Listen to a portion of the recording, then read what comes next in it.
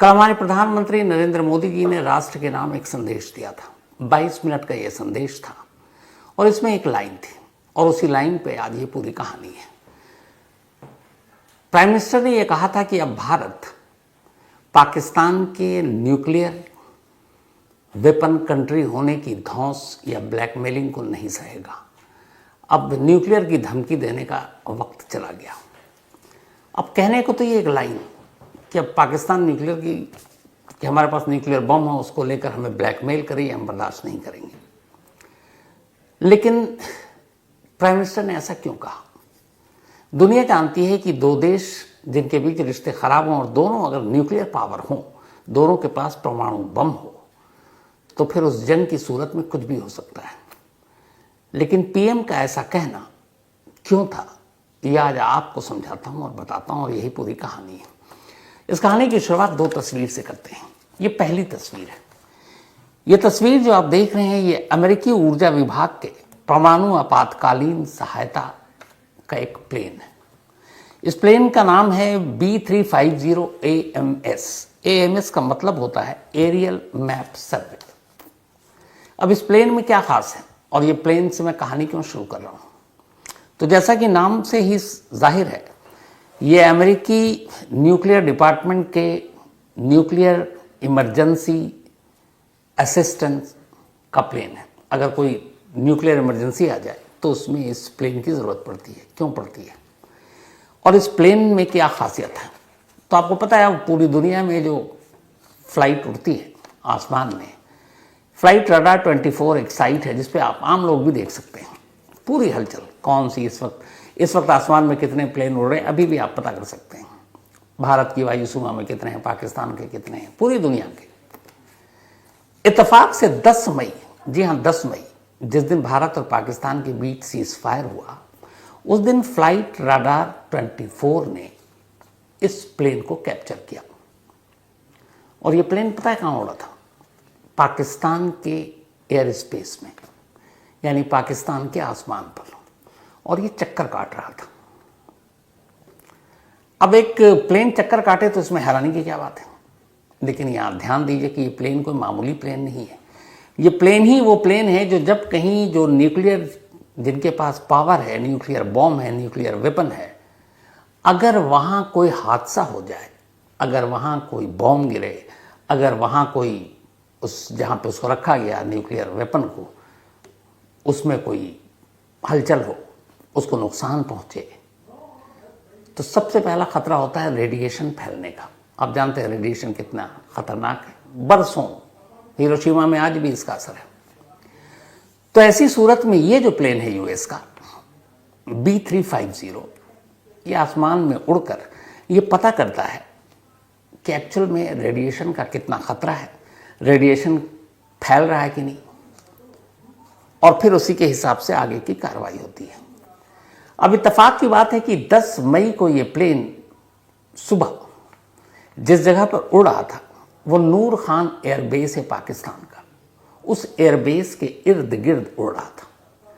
अब एक प्लेन जो इमरजेंसी न्यूक्लियर असिस्टेंस के काम में आता है, जो रेडिएशन का पता करता है, उसका इस पाकिस्तान के नूर एयरबेस के ऊपर उड़ना क्या मतलब है? तो इसका सीधा सा मतलब ये था कि शायद नूर एयरबेस के पास पाकिस्तान के परमाणु ठिकानों पर हमला हुआ और परमाणु बम या उसके हथियार को नुकसान पहुंचा और उससे रेडिएशन फैला, और उस रेडिएशन के फैलने के खतरे का अंदाज़ा लगाने के लिए ये जो प्लेन काम में आता है, जो यूएस का है B350 AMS एरियल मैप सर्वे। बाढ़ में आपने देखा होगा, अलग अलग ऐसी चीज़ों में, इमरजेंसी में नेता लोग घूमते हैं और देखते हैं बाढ़ कहाँ है, सूखा कहाँ है, प्लेन में बैठकर। उसी तरीके से आप ये समझिए कि ये खास प्लेन है जो एरियल सिर्फ मैप सर्वे करता है कि रेडिएशन कहाँ तक है। बाकायदा इसमें सारे सिस्टम लगे होते हैं। तो 10 मई की सुबह यूएस का ये प्लेन नूर एयरबेस के ऊपर मंडरा रहा है। अब नूर एयरबेस के ऊपर क्यों मंडरा रहा है और नूर एयरबेस की खासियत क्या है, इसको समझने के लिए अब पहले दूसरी तस्वीर आपको दिखाता हूँ। ये दूसरी तस्वीर भी 10 मई की है, और ये दूसरी तस्वीर जो आप देख रहे हैं, इसमें मिस्र का एक कार्गो प्लेन है। मिस्र का ये कार्गो प्लेन मिस्र से उड़ता है और चुपचाप पाकिस्तान की वायु सीमा में दाखिल होता है। अब आपने देखा होगा, अक्सर आप प्लेन में लोग आप ट्रैवल करते हैं कि एक लंबी दूरी की फ्लाइट में जब हम चलते हैं तो प्लेन ऐसा नहीं है जैसे पहाड़ी में रास्ता होता है ना, जिग-जैग घूमते हैं या छोटे छोटे मोड़ चौराहे सड़क पर मिलते हैं। हाईवे पे आप जाएंगे तो बिल्कुल सीधे सीधे आप जा रहे होते हैं। एयर ट्रैफिक भी ऐसे ही होता है, लंबी दूरी मतलब सीधे सीधे, बहुत कम टर्न होते हैं। लेकिन इस फ्लाइट रेडार 24 का ये जो डेटा आप इसको गौर से देखेंगे तो मिस्र का ये कार्गो प्लेन स्ट्रेट नहीं चल रहा है, ये जिग-जैग चल रहा है, सीधे आता फिर यूं फिर यूं फिर यूं फिर यूं फिर यूं। अमूमन ऐसे प्लेन नहीं उड़ते हैं। तो सवाल है मिस्र का ये कार्गो प्लेन यूं क्यों उड़ रहा है जिग-जैग तरीके से? तो उसकी वजह थी कि मिस्र के इस प्लेन में बोरॉन नाम का एक केमिकल था और उस केमिकल को लाने के ये इस प्लेन में लाया गया मिस्र से। और लाने के बाद इसका जो बोरॉन केमिकल है इसका इस्तेमाल कब होता है? पहली चीज आपको बताया कि उस अमेरिकी प्लेन का इस्तेमाल कब होता है, रेडिएशन पता करने। इस मिस्र के कार्गो प्लेन में जो केमिकल रखा हुआ था बोरॉन, इसका यूज होता है किसी भी न्यूक्लियर सेंटर, परमाणु बम, न्यूक्लियर हथियार, अगर उसकी सेफ्टी को खतरा आ गया है, अगर जहां ये ठिकाना है परमाणु वहां पर कोई बमबारी हुई है, कोई नुकसान पहुंचा है, तो उसकी सेफ्टी और मरम्मत के लिए इस तरह के कदम उठाए जाते हैं, जिसमें पहली चीज होती है बोरॉन नाम का केमिकल। अब मिस्र का ये कार्गो प्लेन ये केमिकल लेकर क्यों उड़ा है? तो उसकी वजह है कि इस पूरी दुनिया में सबसे ज्यादा बोरॉन नाम का ये केमिकल मिस्र की मशहूर नील नदी में ही पाया जाता है। और नील नदी से ये बोरॉन जो रेडिएशन को फैलने से रोकने में बड़ा कारगर साबित होता है। तो इसीलिए बोरॉन नाम का ये केमिकल मिस्र के इस कार्गो प्लेन में था। अब जो मैंने शुरू में आपसे कहा था कि प्लेन हमेशा ज्यादातर सीधे सीधे उड़ते हैं, लेकिन ये जिगजैग करके पाकिस्तान के एयर स्पेस में घूम रहा है। जिगजैग कब होता है? जब ये ऊपर से इस केमिकल को कोई छिड़काव कर रहा है। तो छिड़काव करने के लिए आपको ऐसे ऐसे ऐसे ऐसे प्लेन की जो सीधे सीधे स्टेट है उसके बजाय आपको दाएं बाएं होना पड़ेगा, क्योंकि चारों तरफ छिड़काव करनी है। तो ये तस्वीर भी फ्लाइट रेडार 24 की है, लाइव इमेज थी और ये प्लेन कैप्चर हुआ, कोई भी इसको देख सकता था। तो इस प्लेन का सीधे ना जाकर जिगजैग तरीके से पाकिस्तान की हवा में घूमने का मतलब यही था कि इस बोरॉन नाम के केमिकल को उस नूर एयरबेस के इर्द गिर्द छिड़काव करना था। अब इस केमिकल का छिड़काव भी तभी होता है जब रेडिएशन का खतरा होता है। तो ये दो तस्वीर आपको दिखाई। अब इस दो तस्वीर के पीछे की पूरी कहानी और हमारे प्राइम मिनिस्टर ने जो कहा कि अब न्यूक्लियर पावर कंट्री हो गया, ब्लैकमेलिंग नहीं चलेगी, धमकी नहीं चलेगी, वो क्यों है? तो इन तस्वीरों के बाद अब असली तस्वीर और असली कहानी पर आते हैं। जब 10 मई की ये रात है, 9 मई की रात बीत चुकी, अब 10 मई की रात हो चुकी, 12 बज चुके हैं, 9 से हम 10 मई में दाखिल हो चुके हैं। रात के 1:44 पर अफगान बॉर्डर के करीब बलूचिस्तान के चगाई हिल्स में एक अर्थक्वेक आता है, भूकंप, जिसकी तीव्रता रिएक्टर स्केल पर 4 था। 4 बहुत ज्यादा होता नहीं। अब जब ये भूकंप आया तो इस भूकंप के आने के करीब करीब 15 से 16 घंटे बाद उसी 10 मई की शाम 5:33 पर अमेरिकी प्रेसिडेंट डोनाल्ड ट्रंप एक ट्वीट करते हैं और कहते हैं कि भारत और पाकिस्तान दोनों सीज फायर के लिए राजी हो गए हैं और वो prime minister Narendra Modi, prime minister Shahbaz Sharif, इन दोनों को बधाई दे देते हैं। 1:44 पर भूकंप और शाम 5:33 पर सीज फायर का ऐलान। इन दोनों का आपस में क्या कनेक्शन? क्या यह सच में भूकंप था जो 1:44 पर आया था चगाई हिल्स में, या फिर यह कि पाकिस्तान ने इस चगाई हिल्स के जमीन के अंदर 10 किलोमीटर नीचे कोई न्यूक्लियर टेस्ट किया था? क्योंकि वही चगाई हिल्स है जहां 1998 में पाकिस्तान ने पहला न्यूक्लियर टेस्ट किया था। या तीसरा यह था कि क्या पाकिस्तान के इस परमाणु सुविधा वाले ठिकाने पर कोई हवाई हमला हुआ था? 3 सवाल थे। था क्या? तो चगाई हिल्स पर जब ये हलचल हुई और उस 10 मई को आप याद करें, 9 और 10 मई की रात, 6 मई की रात, बल्कि 7 मई होगी, 1:05 से 1:30 तक भारत ने ऑपरेशन सिंदूर के तहत टेरर कैंप पे हमला किया। 7 मई की रात पाकिस्तान ने अचानक ड्रोन से हम पर हमला करना शुरू किया। 8 मई को भारत ने पलटवार किया और लाहौर के एयर डिफेंस सिस्टम, बाकी और शहरों पर भी भारत ने हमला शुरू कर दिया। अब 9 मई की रात पाकिस्तान पहली बार ड्रोन की बजाय मिसाइल से भी भारत के 26 जगहों पर हमले करता है, जिसमें हमारे एयरबेस भी थे, सैन्य ठिकाने थे, जैसलमेर हो या फिर श्रीनगर हो, इसके अलावा पठानकोट हो, बाकी और जगहों पर 26 जगहों पर पाकिस्तान ने उस दिन ज़बरदस्त तरीके से मिसाइल दागने शुरू कर दिया और ड्रोन से अटैक करना शुरू कर दिया। अब जब पाकिस्तान ने पहली बार हमारे एयरबेस को निशाना बनाया तो भारत के लिए पलटवार करना जरूरी था। भारत ने उसी 9 मई की रात, अभी 10 मई की बात नहीं कर रहा हूं मैं, 9 मई की रात वापस पलटवार किया। अब पाकिस्तान के जितने सैनिक ठिकाने थे और एयरबेस थे उनको निशाना बनाना शुरू किया और यह सिलसिला चला रात 1 बजे से लेकर सुबह 4 साढ़े 4 के दरमियान। यह बात 9 मई से अब 10 मई हो गई है सुबह। और जैसा मैंने आपको शुरू में बताया कि उसी रात 1:44 पर पाकिस्तान के इस चगाई हिल्स पर एक भूकंप आया था और भारत ने रात 12 बजे से 4 बजे तक पाकिस्तान के अलग अलग सैन्य ठिकानों, एयरबेस पर हमला किया। और जब ये हमला किया तो इस हमले के बाद ये जो 2 तस्वीर आपको शुरू में दिखाई उससे इसके तार जोड़ते हैं। जब ये हमला हुआ उसके बाद अब पाकिस्तान के एक परमाणु ठिकाने पर बमबारी हो गई और ये परमाणु ठिकाना जो पाकिस्तान का था ये सबसे खास था, नूर खान एयरबेस। नूर खान एयरबेस ही पाकिस्तान का वो परमाणु ठिकाना है जहाँ से कैरियर की भी यहाँ पे सहूलियत है। मतलब एक तो होता बम बनाना, एक बम तो बना लिया, अब आपको न्यूक्लियर बम छोड़ना है तो हाथ से उठाकर तो आप ले नहीं जाओगे, आम जहाज़ में आप नहीं ले जा सकते। 3 तरीके होते हैं न्यूक्लियर वेपन को कहीं टारगेट पर फेंकने के। पहला, आप हवाई रास्ते से, उसके लिए आपको जेट फाइटर की ज़रूरत पड़ेगी।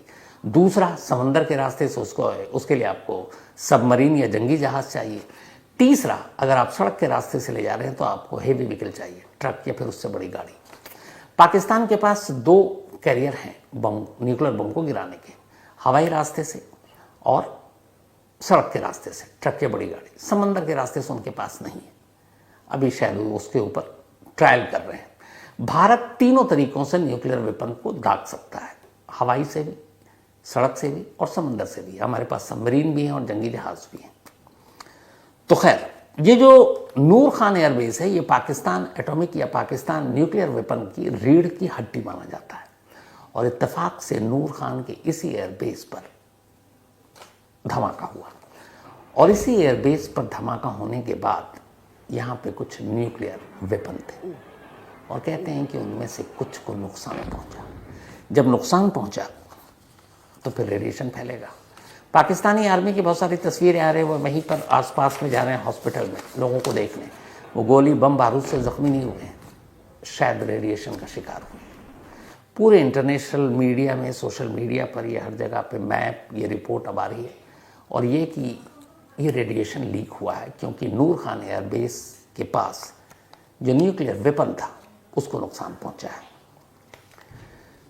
तो ये 2 तस्वीर आपने देखी और भारत के हमले की और टाइमिंग और भूकंप, ये सारी चीज़ें आपने देखी। हालांकि हमारा स्टैंड ये है कि हमारे जो एयर मार्शल है कि भारतीय, उनसे ये पूछा गया, ये DGMO है, director general of military operation, उन्होंने कहा कि हमें नहीं मालूम पाकिस्तान के परमाणु ठिकाने कहाँ हैं, हमने सिर्फ एयरबेस को निशाना बनाया था। भारत का स्टैंड यही है कि हमने कोई परमाणु ठिकानों पर हमला नहीं किया और हम ये कह भी नहीं सकते। उसकी वजह है कि जो परमाणु संपन्न देश होते हैं वो इस तरह की चीज़ नहीं कर सकते। इसको लेकर फिर बहुत सारी बंदिशें, बहुत सारे बैन, बहुत सारी चीज़ें हो जाती हैं। अब जो ये एयरबेस को निशाना बनाया गया और जिसमें नूर खान एयरबेस टारगेट पर आया, जिसमें ये अब न्यूक्लियर उनके हथियार के तबाह होने की बात आ रही है, ये बना कैसे? क्योंकि कोई भी कंट्री जो न्यूक्लियर वेपन रखता है उसकी सेफ्टी, सिक्योरिटी के बड़े सारे कदम उठाए जाते हैं। तो इसके लिए भारत ने इस्तेमाल किया, जो एयरबेस के इस्तेमाल किया, मैं न्यूक्लियर ठिकाने की बात नहीं कर रहा हूँ, ब्रह्मोस मिसाइल का। ब्रह्मोस मिसाइल वो है जो आवाज़ से 3 गुना ज़्यादा जिसकी रफ्तार होती है। ये किसी रेडार में पकड़ में नहीं आता और जब तक ये अपना काम न कर ले तब तक कोई भनक भी नहीं लगा पाता कि कौन सी मिसाइल है। तो कहते हैं कि इसी ब्रह्मोस मिसाइल का इस्तेमाल पाकिस्तान के तमाम आर्मी बेस और सैन्य ठिकानों पर हमले के लिए ब्रह्मोस मिसाइल से ही उनको नेस्तो नाबूद किया गया। अब ये तो ब्रह्मोस मिसाइल से हो गया। अब सवाल ये है कि परमाणु ठिकाने या नूर खान एयरबेस पर हमला और अगर तबाही की खबर जो आ रही है तो ये कैसे मुमकिन है? क्योंकि बहुत सारे लोगों का ये मानना और ये फैक्ट है कि जो भी न्यूक्लियर हथियार होते हैं, बॉम्ब होते हैं, वो कभी एक जगह नहीं होते कि आप जैसे यहाँ जहाँ मैं बैठा हूँ आपने सारा यहाँ ला के रखा, जंग हो गई, यहाँ से उठाया और बांटा और कहा जाओ छोड़ दो। नहीं होता, बड़ा रिस्की होता है। और इसीलिए दुनिया के जितने भी न्यूक्लियर संपन्न देश हैं वो न्यूक्लियर हथियार को 3 अलग अलग हिस्सों में बांटकर 3 जगह रखते हैं, बल्कि 3 जगह से वो पूरा ऑपरेशन पूरा होता है। जो पहला होता है उसका नाम है फिजन। फिजन असल में जहाँ रॉ मटेरियल चाहे यूरेनियम या फिर टाइटेनियम जो भी हो, प्लूटोनियम, तो रॉ मटेरियल से जो न्यूक्लियर वेपन बनते हैं उसको कहते हैं फिजन। वो एक जगह पे रखा जाता है। अब वो उन्होंने बना लिया, लेकिन वो बनाने से न्यूक्लियर वेपन का कोई खतरा भी नहीं है, बन तो गया है, लेकिन ना वो फट सकता है ना कहीं आप उसको ले जाकर किसी को नुकसान पहुंचा सकते हैं। अभी तैयार हो गया। तो पहला 3 चरणों में आप बांट दीजिए। एक बम को आप ये समझिए कि 3 जगहों पर जब तक तालमेल नहीं होगा वो बम नुकसान नहीं कर सकता। तो पहला है फिजन, जहाँ रॉ मटेरियल से आप जो यूरेनियम या प्लूटोनियम लाते हैं उसके बाद आप बनाते हैं, तो एक तरह का आप परमाणु बम बना देते हैं, लेकिन वो बेकार है। अब सेकंड है अलग अलग, इसीलिए इस्टेब्लिशमेंट होता है। तो मान लीजिए एक जगह है नूर खान एयरबेस मान लीजिए, तो यहाँ रॉ मटेरियल से इन्होंने न्यूक्लियर बम बना लिया, हथियार बना लिया। बट ये ए है, अभी बी बाकी है। बी वो जगह है जिसे कहते हैं बॉम्ब, न्यूक्लियर बॉम्ब। वो एक ऐसी जगह होती है इस्टेब्लिशमेंट जहाँ ए यानी कि जो फिजन तैयार हुआ रॉ मटेरियल से, अब उसको उस दूसरी जगह लाते हैं और वहाँ उसको एक ख़ास, कई फिल्मों में भी देखा होगा, उस रॉ बॉम्ब को रखते हैं और उसको फिर डिटोनेट करते हैं, मतलब जोड़ते हैं कि अब बम तैयार है। अब बम तैयार है, लेकिन अब जहाँ रखा हुआ वहाँ फटेगा नहीं, क्योंकि आप ही सारे मारे जाएंगे। तो पहला फिजन जहाँ बना, दूसरा जहाँ बम को डिटोनेट किया गया और वहाँ रखा गया, ये दोनों की कड़ी निगरानी। अब इसके बाद तीसरा फेज़ आता है कि अब हमारे पास बॉम्ब तैयार है बनकर सब कुछ, अब इसे हमारे टारगेट पर फेंकना है। तो उसके लिए चाहिए आपको कैरियर। तीसरा कैरियर है। कैरियर मतलब उस बम को आप तय टारगेट तक कैसे पहुंचाएंगे, कैसे छोड़ेंगे, और ये सबसे इंपॉर्टेंट फेज होता है। अब जैसा मैंने शुरू में बताया कि कैरियर 3 तरह से काम करते हैं। आपको न्यूक्लियर बम समंदर के रास्ते आप छोड़ सकते हैं, आप जेट फाइटर के जरिए छोड़ सकते हैं, या फिर आप बड़ी गाड़ी ट्रक के जरिए आप ग्राउंड पर छोड़ सकते हैं। पाकिस्तान के पास समंदर वाला अभी सुविधा है नहीं। पाकिस्तान के पास जो ज़मीन पर की सुविधा है, उनके पास ऐसी गाड़ियां हैं, उन्होंने कर रखी हैं कि वो ट्रक या बड़ी गाड़ियों से टारगेट कर सकते हैं, नज़दीक अगर फेंकना हो तो। और जहाँ तक हवाई मार्ग से है तो पाकिस्तान के पास ये सुविधा है। उनके पास 2 तरह के ऐसे फाइटर जेट हैं जो न्यूक्लियर वेपन को कैरी कर सकते हैं और जहाँ उनका टारगेट को गिरा सकते हैं। उनमें से एक है उनका मिराज 3 और दूसरा है चीन से उनको मिला हुआ JF-70। ये दोनों सूरत में वो गिरा सकते हैं। तो ये 3 हो गए। अब नूर खान एयरबेस पर जो हमला हुआ, जहां तबाही हुई, जिसके रेडिएशन को 2 तस्वीरें आपको दिखाई, वहां से सिर्फ 19 किलोमीटर की दूरी पर है नीलोर।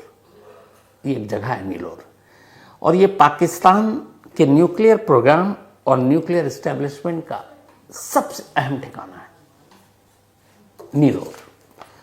जहां ये एयरबेस तबाह हुआ, जो नूर खान एयरबेस, वहां से सिर्फ 19 किलोमीटर दूर। ये वो जगह है जहां रॉ मटेरियल से न्यूक्लियर बॉम्ब तैयार किया जाता है। अब 19 किलोमीटर दूर ये धमाका होता है और उनका जो इस्टेब्लिशमेंट है एक और न्यूक्लियर का, वो ज़्यादा दूरी पर है नहीं। यहीं से पाकिस्तान की बेचैनी बढ़ी। ये रात अगर टाइमिंग जोड़ लें, उस भूकंप को फर्जी माने, तो रात 1 बजकर कुछ मिनट पर भूकंप आया था। भारत ने रात को सुबह 4 साढ़े 4 तक पूरा ऑपरेशन कंप्लीट कर लिया था ब्रह्मोस मिसाइल के बाद। सुबह 8:30 बजे पाकिस्तान के प्राइम मिनिस्टर की एक मीटिंग होती है और ये इमरजेंसी मीटिंग बुलाई शहबाज शरीफ ने।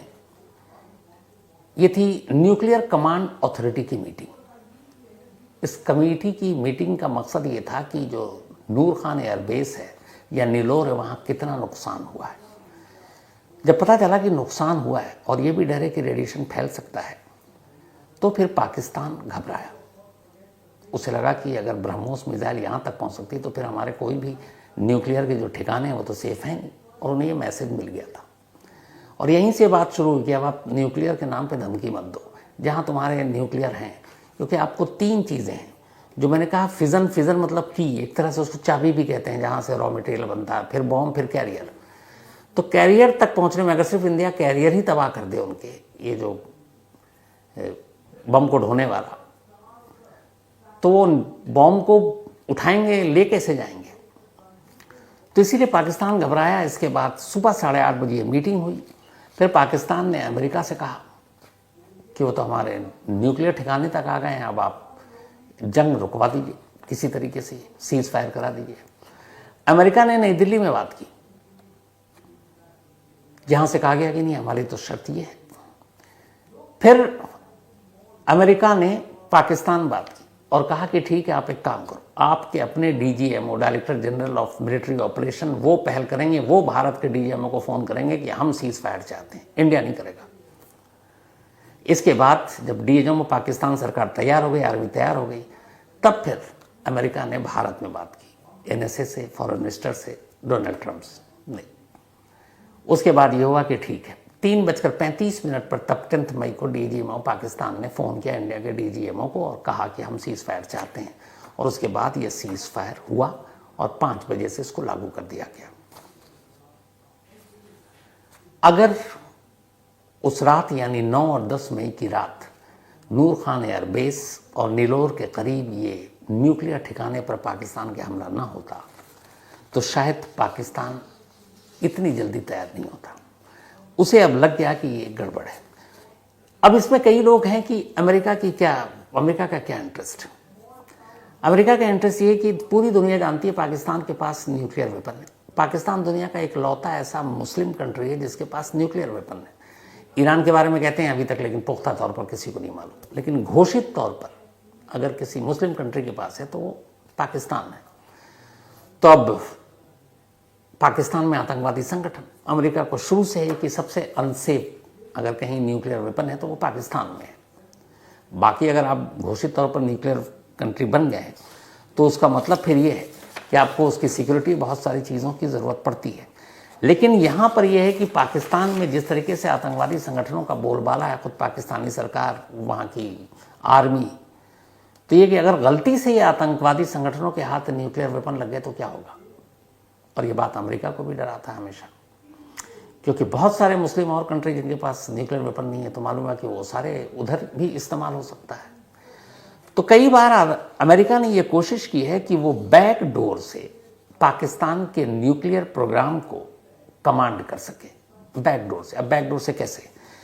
तो बैक डोर से ऐसे कि वो किसी चिप या कोड के जरिए पाकिस्तान के न्यूक्लियर सिस्टम में सेंध लगाए और सेंध लगाकर एक तरह से कंट्रोल कर ले। अगर कभी इस तरह के हालात, जैसे 10 मई को ये हो सकता था कि पाकिस्तान न्यूक्लियर बॉम्ब छोड़ देता, तो अगर अमेरिका चिप या फिर उसके सिस्टम में कोड लगाकर उसको हैक कर ले या उस पर कंट्रोल कर ले, तो उससे फिर वो अगर पाकिस्तान ये न्यूक्लियर वेपन छोड़ भी देता तो उसको डीएक्टिवेट कर सकता है। लेकिन अमेरिका की तमाम कोशिश के बावजूद वो कभी बैकडोर से इस पर कंट्रोल कर नहीं सका। और यही वजह है कि डर हमेशा सताता रहता है कि कहीं पाकिस्तान का न्यूक्लियर वेपन गलत हाथों में न चला जाए। और जो वहाँ की सुरक्षा है वो माशाअल्लाह है, सबको पता है। अब वही अमेरिका के या फिर रूस के या चीन के, ये सब बड़े सेफ तरीके से इनके न्यूक्लियर वेपन हैं। हमारे इंडिया के बेहद सेफ तरीके से रखे गए। उसकी वजह ये है कि हमारे यहाँ जो है एक न्यूक्लियर कमांड अथॉरिटी है देश में। हमारे पास जो इस वक्त 170 न्यूक्लियर वेपन है हमारे पास। पाकिस्तान के पास भी अब 170 ही है। 2022 के बाद उन्होंने तेज़ी से बनाए। तो हमारी पूरी न्यूक्लियर की सेफ्टी एंड सिक्योरिटी का जिम्मा जो है वो न्यूक्लियर कमांड अथॉरिटी के पास है। इस अथॉरिटी का जो हेड होता है वो देश का प्राइम मिनिस्टर होता है, जो भी प्राइम मिनिस्टर होगा, जैसे इस वक्त नरेंद्र मोदी जी हैं, तो वो इसके प्रमुख होंगे। तीनों सेना के जो अध्यक्ष हैं वो इसके सलाहकार होंगे।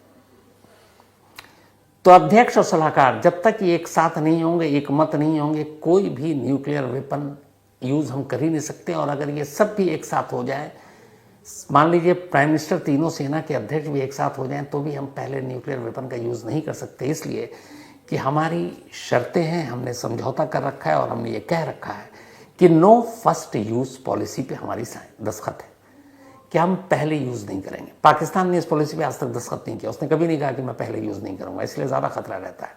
लेकिन भारत एक जिम्मेदार देश होने के नाते इस पॉलिसी पे साइन कर चुका है कि नो फर्स्ट यूज पॉलिसी, यानी कि अगर चाहे कैसे भी हालात हो, हम पहले न्यूक्लियर बम नहीं छोड़ेंगे।